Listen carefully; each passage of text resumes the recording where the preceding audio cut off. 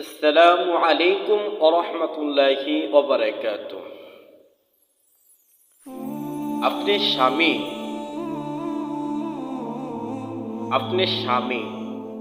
আপনার স্ত্রী, আপনি স্বামী থাকার পরেও আপনার স্ত্রী পরপুরুষের সাথে কথা বলে ফোনে, পরপুরুষের সাথে ফোনে প্রেমের গল্প করে, পরপুরুষের সাথে ফোনে জিনার গল্প করে, পরপুরুষের সাথে হাসি তামসা করে ফোনে কথা বলে। ঠিক আপনি কেমন স্বামী? আপনি কে? আমি বলছি আপনি স্বামী হওয়ার যোগ্যতা আপনি রাখেননি। আল্লাহ রাসূল সাল্লাল্লাহু আলাইহি ওয়াসাল্লাম বলছেন, যার বিবাহ করার মতো ক্ষমতা রয়েছে তিনি বিবাহ করুন। সম্মানিত মুসলিম ভাই, আপনার বিবাহ করার ক্ষমতা নেই, তাই আপনি বিবাহ করেছেন, আপনার যৌবনের টান দিয়েছে বিধে আপনি বিবাহ করেছেন। সম্মানিত মুসলিম ভাইরা, আল্লাহ রাসূল সাল্লাল্লাহু আলাইহি ওয়াসাল্লাম বলছেন, তিন শ্রেণীর মহিলা জান্নাতে যাবে না। তিন শ্রেণীর মহিলার সাথে কিয়ামতের ময়দানে আল্লাহ কথা বলবেন না। এক, যেই মহিলা স্বামীর কথা মানে না, এই মহিলা জান্নাতে যাবে না।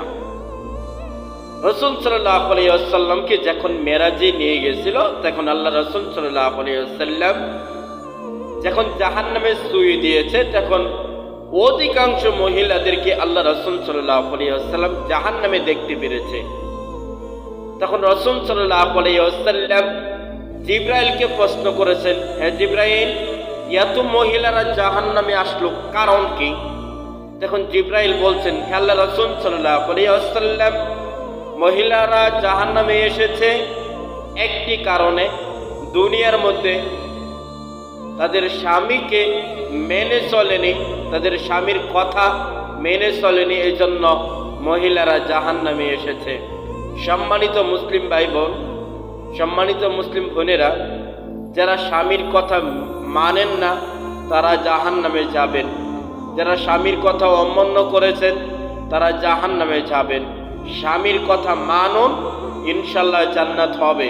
রাসূল সাল্লাল্লাহু আলাইহি ওয়াসাল্লাম বলছেন, যে কোনো মহিলা যদি 4টি কাজ করে তাহলে জান্নাতে 8টি দরজা রয়েছে, যেই কোনো দরজা দেয় এই মহিলা জান্নাতে প্রবেশ করবে।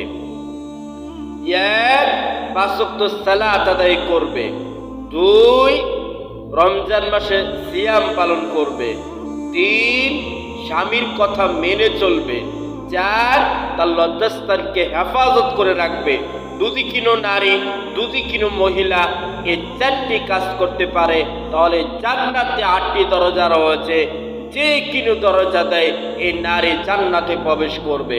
সম্মানিত মুসলিম বোন, আমি আপনাকে বলছি, স্বামীর কথা মেনে চলুন, 5 ওয়াক্ত সালাত আদায় করুন, রমজান মাসে সিয়াম পালন করুন এবং কি লজ্জাস্থানকে হেফাজত করে রাখুন, ইনশাআল্লাহ আপনি জান্নাতে যেতে পারবেন, জান্নাতে যেতে পারবেন। সম্মানিত মুসলিম বোন, আপনাকে 5 ওয়াক্ত সালাত আদায় করবার জন্য মহান আল্লাহ রাব্বুল আলামিন তৌফিক দান করুক, আপনাকে স্বামীর কথা মেনে চলার জন্য আপনাকে তৌফিক দান করুক। আল্লাহুম্মা আমিন।